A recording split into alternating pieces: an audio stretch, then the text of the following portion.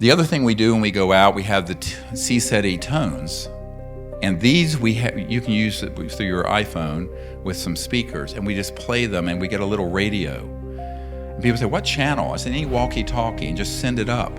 When you hear, this is our signature tone that we send out into space.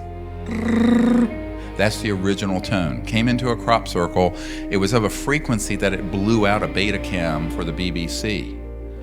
And it was a signal that got recorded that then was put on a loop, and each time you hear it, it's slowed down by half. When you hear the component, it's almost like a heartbeat, an ultrasound listening to a heart beat, beat, beat, beat, beat, beat, beat, beat, beat, beat. And when you have these tones with your lights and your thought, it's the 𝗪𝗧 triangle again.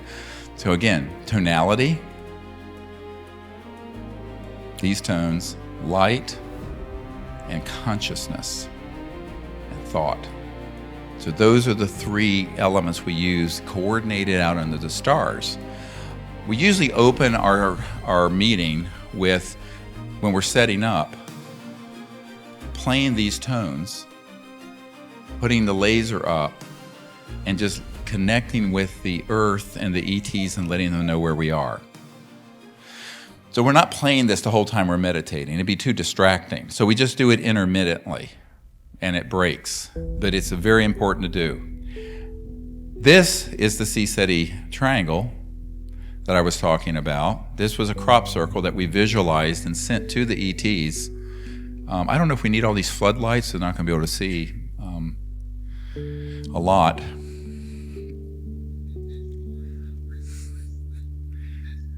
So we were seeing this formation in our minds, sent it up to the ETs, and then this, thank you. That's what I was talking about half hour ago. Well,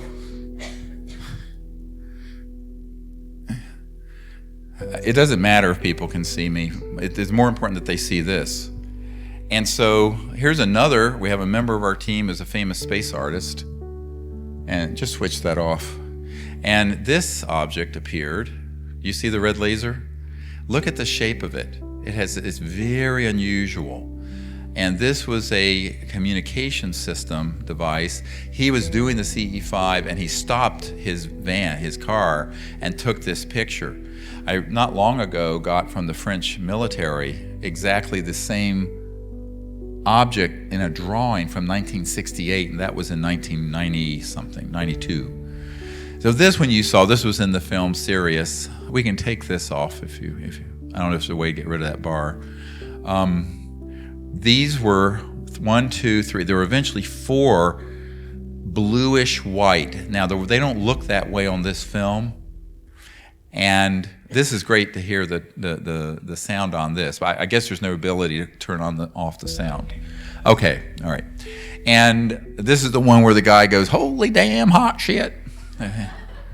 But the reason he was so astounded is that this is an old high 8 film. It wasn't digital, it was pre-digital. This is in 92. And I was signaling to them. We had done the meditation. They popped into, they didn't move in. They materialized in front of us. 1, 2, 3, and then 4. And I was making a triangle in the sky. Oh, look, did you see Then they came in and made a triangle. They're signaling. They are reproducing what we were doing. There were 2 colonels from the Air Force there, and as it turns out, a guy named Moore, who wrote Bush's Brain about Karl Rove, he was there. And yeah, that book, about Karl Rove. But here they are, and they're moving towards us against a stiff wind coming off the Gulf of Mexico in March 1992. As this was going on, the part that isn't filmed, because there's no camera I know that would have captured it, we were in a circle by the ocean, and it was very windy. And amongst us and near the cars were these shimmering, almost holographic forms. Here they are, 1, 2, 3, 4. 1, 2, 3, 4. And they were about 30, 40 feet in diameter each. And these little beings started moving around us, and there were several women jumped in their pickup trucks and roared back to Pensacola. Now, a member of our team in New Mexico was doing CE5 during the day, meditating, and she couldn't see anything, but she clipped this picture. And very important, as you understand, you may not see it with the naked eye, but it's there. And this is a seamless, sort of sombrero-shaped golden object, and it's been analyzed. It was estimated to be moving maybe around 500 miles an hour just from the blur factor.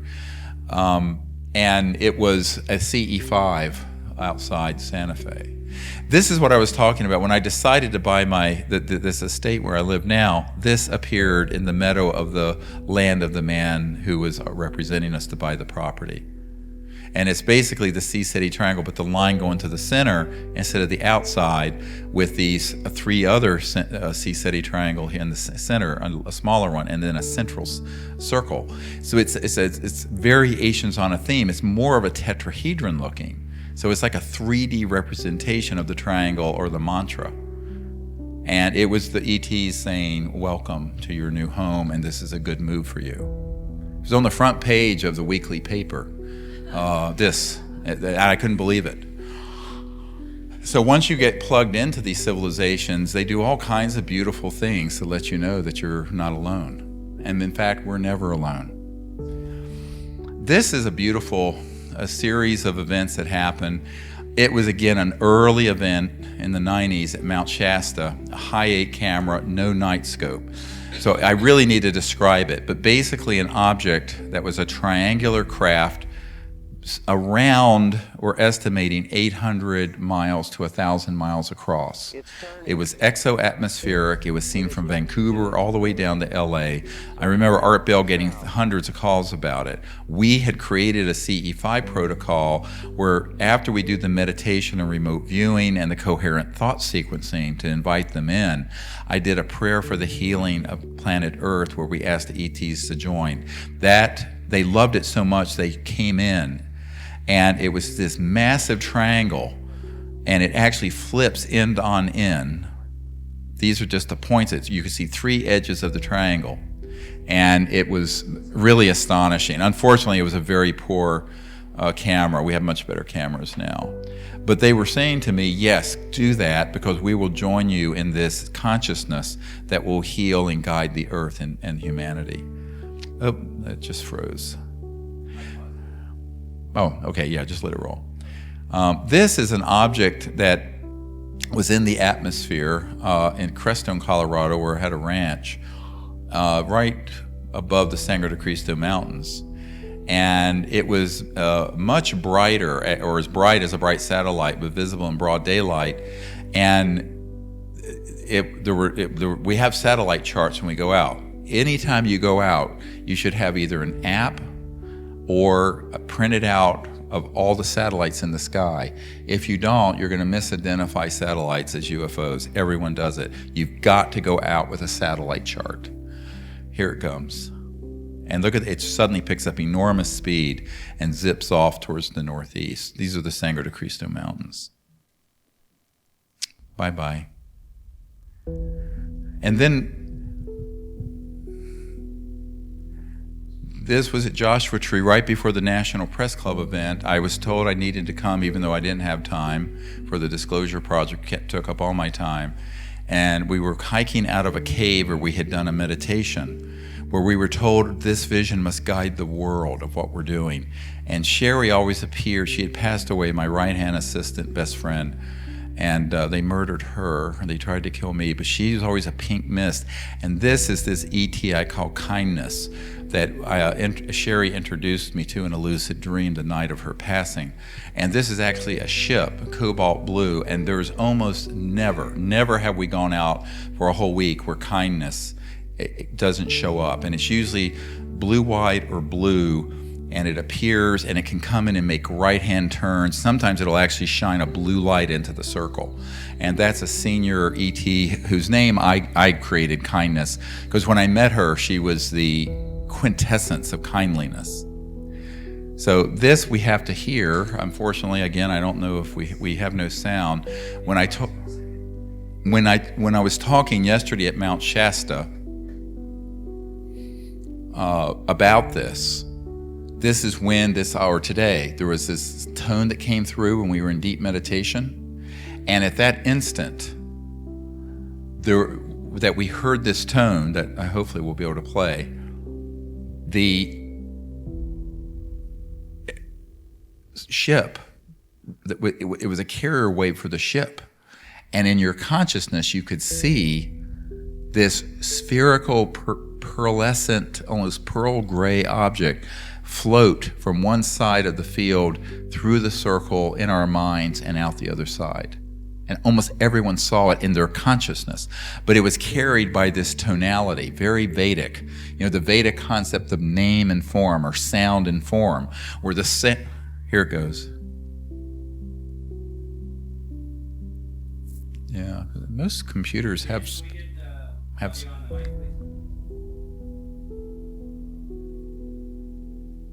Yeah. Well, anyway, it's moved on. This is another event that I apologize we don't have sound on some of these. This came in. What is this? All right. Someone said, "Oh, it's a mosquito flying over." I know it isn't. Watch.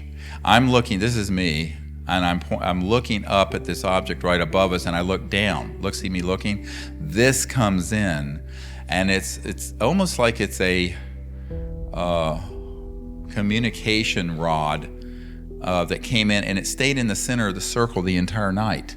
But in a trans-dimension, you'd have to look sideways with soft eyes, and you could see this thing shining. At the end of the night, a man went over and saw this green light in the center of where we had been, in the center of our circle, and tried to pick it up, but he couldn't.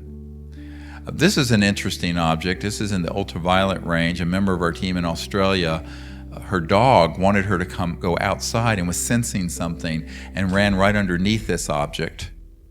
And it went into the water. She lived on the water there. And very bright. And we analyzed that it was in the ultraviolet range. In an ideal world, we'd have 360 cameras at all times in the visible spectrum, night vision, infrared, and ultraviolet. But, that's a very expensive setup. This is me signaling to something that comes in. Watch.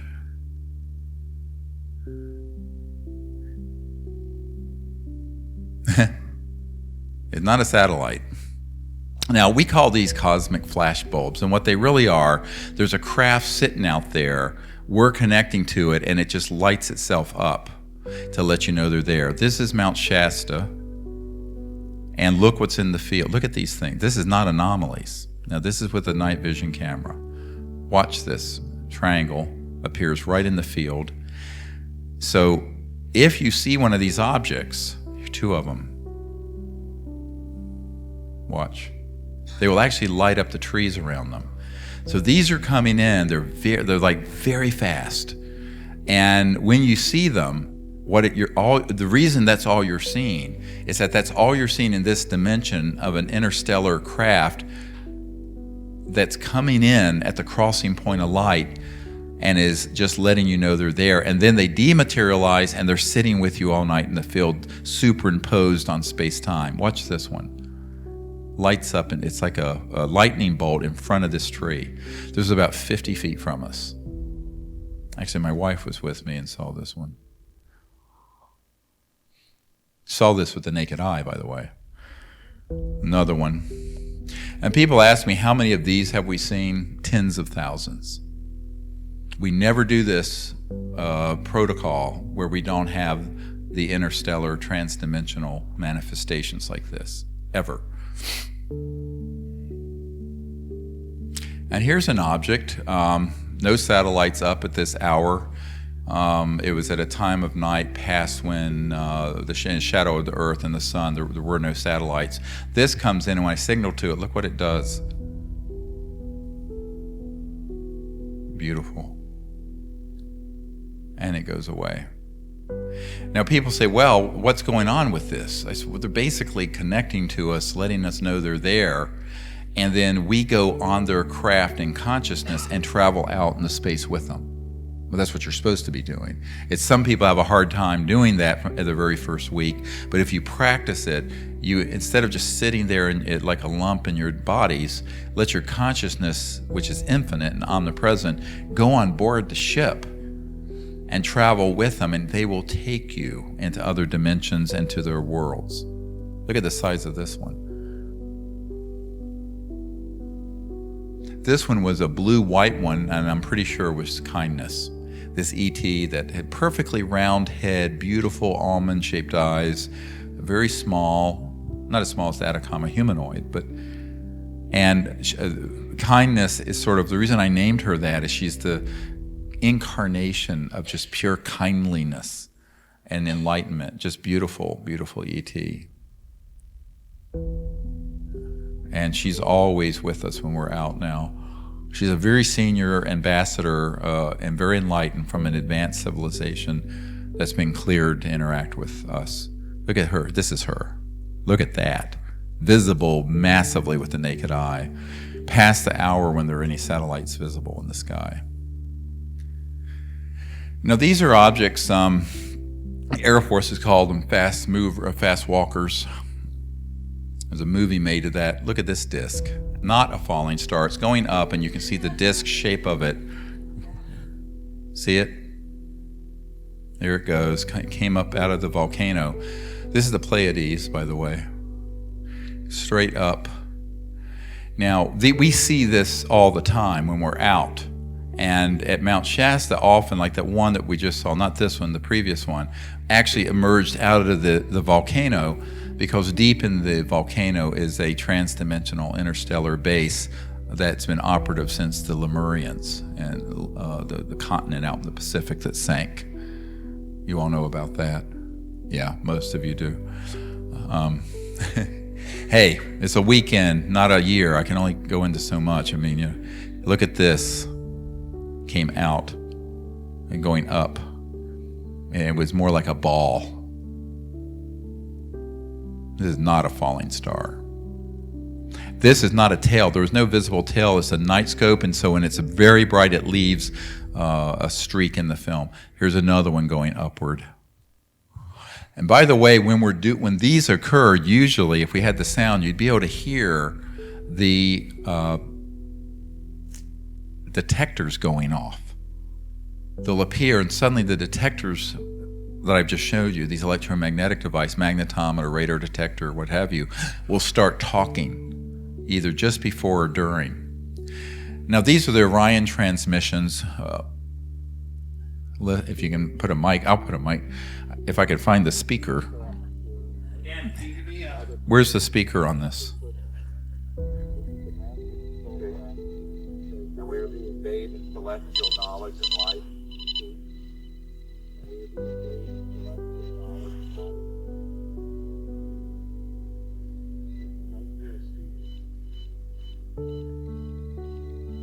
Look at the various frequencies Simultaneously. Look at this. Various frequencies.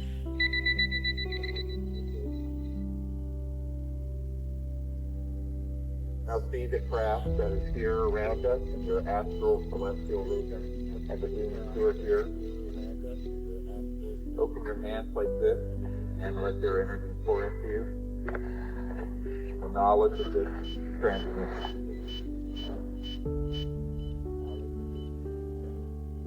I told our group that as soon as we arrived to make circle here, this would happen. Yeah, you did. Didn't I? You did. Yeah.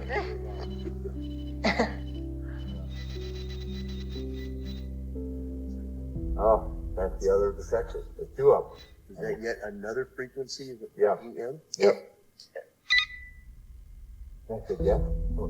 See, the one under my chair There's a being right here. speaks loudly Right and here. softly. There's a being right here.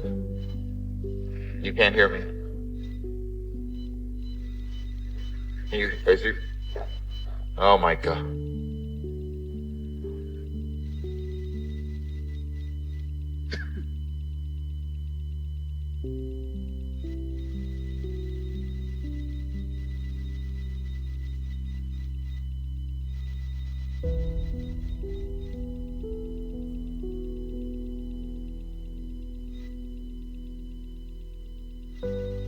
My God, they're coming.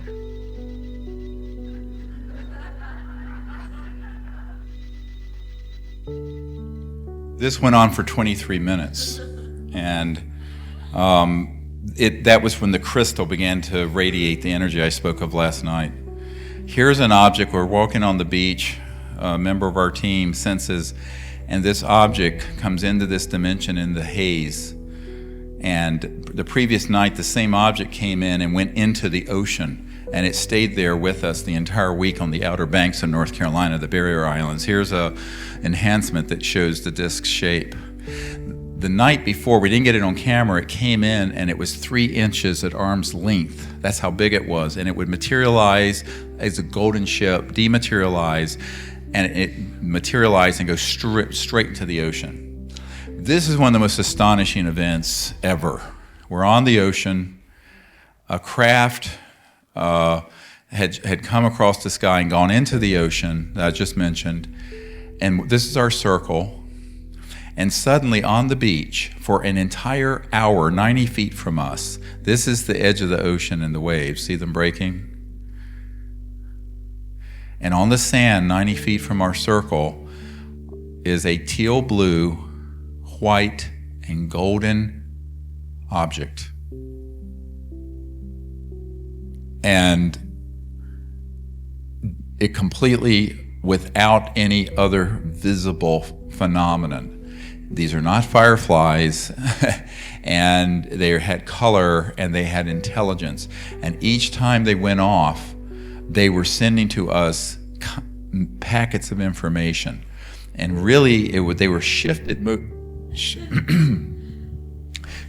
beyond the speed of light. Protective, holding the protection. Oh my God! Yeah. The human cabal that has been targeting these things are being held off, so this can be here visible for people. This is amazing that this is visible. Oh, there it is. Look at how bright. Did you see it? It's doing it every. Now, everyone saw this with the naked eye, not just the night scopes. It went on for an hour, at the end of which I walked into the area where these 3 objects had been going off for an hour. And I went into an energy field, and the people behind me saw me dematerialize. I just felt very light, like I was levitating. But then there was a curtain of light above me that I went through, and I realized that they were asking me to leave. And I could have, but I knew it wasn't time, and I just burst into tears. It was so emotional. Has everyone seen this at least once or twice? Yeah. It's done it about 100 times, I think. Yeah, over 100 times. But you know, in the same spot. Right. It was just exactly right here. There's my laser. It was right here. Did you see it? Okay. So these were the God consciousness level interstellars that were, the ship was in the ocean. They were teleported onto the beach as points of consciousness that were visible with the naked eye. And they were communicating with us for an hour. You'll want to do this sometime? Let's go do it. It's so beautiful. Look at this. This is one of the most important pieces of video in history. You won't believe this when it goes slow. People go crazy. We were doing the contact protocols. This object in the field lifts straight up. Watch it.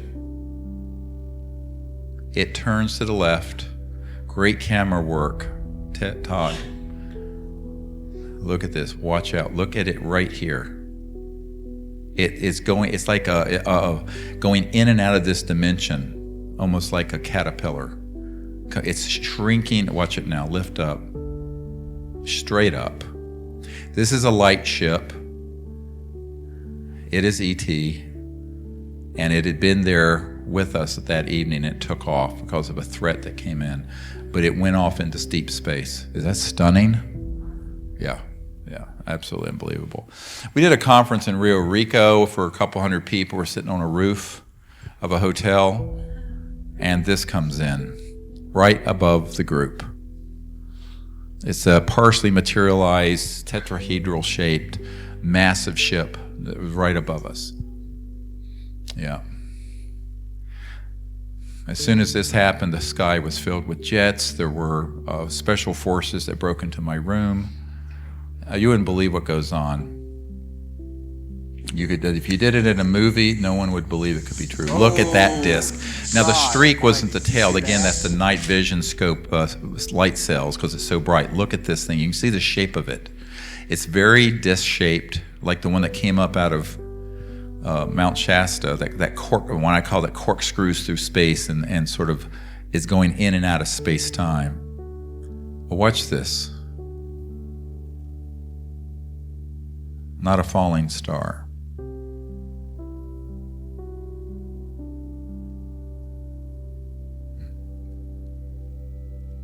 Are y'all enjoying this? Is this helpful?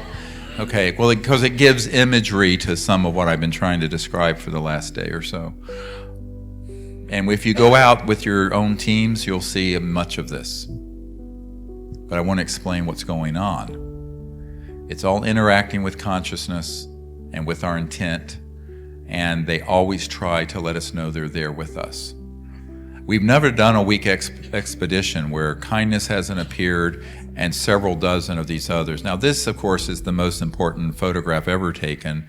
Recently someone published something proving it was a hoax. It is not. I know the woman who took it. I was beside her. This is not an angel, looks like it, because it's an energy field. His name's 𝗩𝗕𝗕𝗦𝗧𝗘. He's from Andromeda Galaxy.